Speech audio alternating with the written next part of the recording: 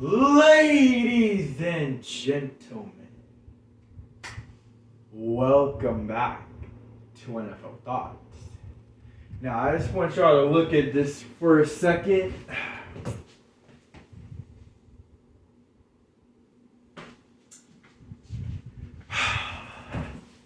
Dak motherfluffin' Prescott.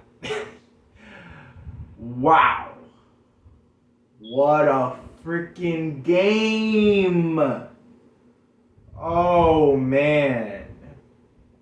So, I just want to talk about something.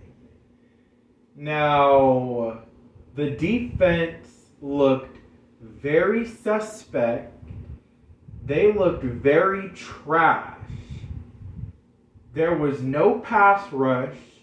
I don't know if it said that Micah Parsons had three pressures on Gardner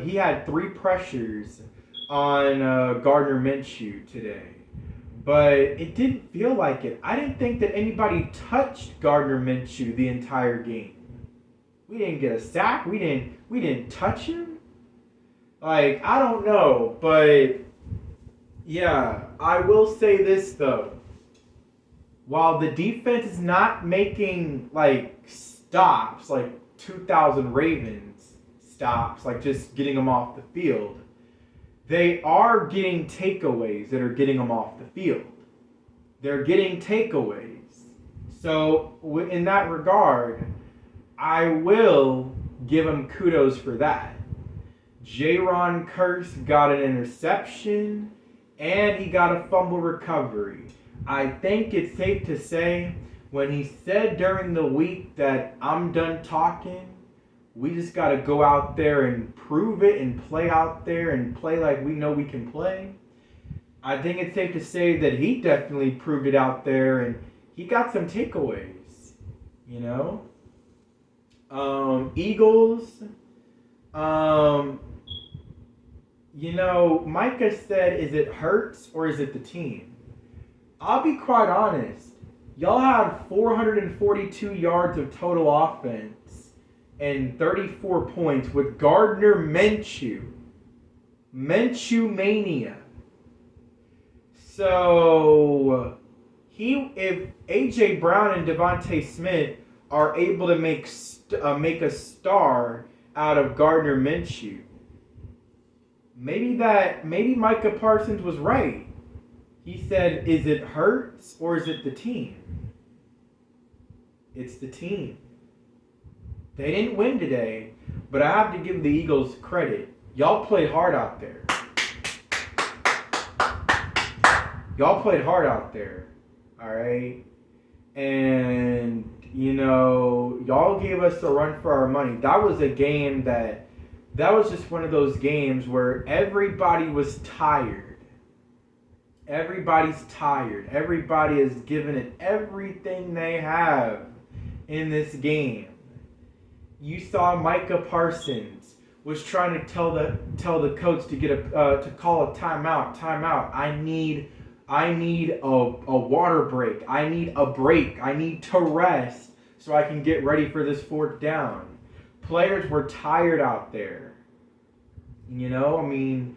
That was an NFC East battle for you right there. And, to say the least, that y'all are a damn good football team. I'm not going to lie. The fact that it took all 60 minutes to beat you guys without Jalen Hurts proves a lot about your team. That y'all have a great roster. I'm not going to lie. Y'all have a great roster.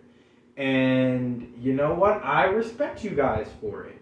And as long as we can both take care of business, if we can beat Tom Brady and the Bucs in the wild card round and beat whoever we gotta face in the divisional round, then we might face you guys again in the NFC Championship game.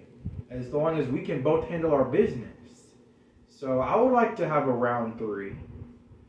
But, and I want Hurts to be healthy. I want Dak to be healthy. I want everybody to be healthy. I want all of our players to be healthy, and I want all of y'all's players to be healthy. Do not get injured, because I want to play you guys at your strongest. I want to play you guys at your strongest, so it can be man for man, person for person, and it's just about who's the better football team that's going to come out of that game with the victory. But again, we got to take care of our business. Nonetheless, great game. Dak Prescott played phenomenal. All right. After that pick 6 to Josh Sweat, I was like, oh no. But Dak responded after that. He responded in a great way. And Mike McCarthy was right. That's just Dak Prescott for you. You know? That's just him. He responds very well to adversity like that. Down 10-0, what are we going to do? We're going to come all the way back and we're going to take a 14-10 lead. That's what we're going to do. And speaking of being able to respond to adversity, it was 3rd and 30 after the Eagles had just got back-to-back sacks on Dak. And it's like, oh my goodness, I think we're going to have to punt and give the Eagles the ball back. Dak throws a pass deep down the field. And there's T.Y. Hilton for the catch. And now we're back in business. That put a smile on my face. And I was still tuned out, because I wanted to stay humble. But it wasn't until after it was 37-34, Eagles have the ball, and Miles Sanders fumbled the ball, and we recovered it with a chance to run out clock and win this game. And that was when my energy level was through the roof. At that point, I couldn't hold back anymore. All right, I was like, woohoo! We got it! Let's go! But yeah, man, it was a great game. And these are the great games when we're a part of that obviously I'm the most happy about. Obviously, I'm never going to be happy when we're in great games like against the Raiders last year on Thanksgiving and we lost 36-33 in overtime, or 31-28 loss in overtime against the Packers, or 40-34 in overtime against Jacksonville. But when we win 40-34 in a game that people are going to talk about for the whole week, like, oh my goodness, what a great game that was on Saturday, huh? Yeah, man. I mean, there's not much you can say. There's not much I can say to explain it. It was a great football game. And as I know, I said that this defense is very suspect. We gave up over 400 yards of total offense for the second week in a row. But understand that Philadelphia, their defense might be suspect too. 40 points given up? What? I could have sworn I thought y'all had this great defense.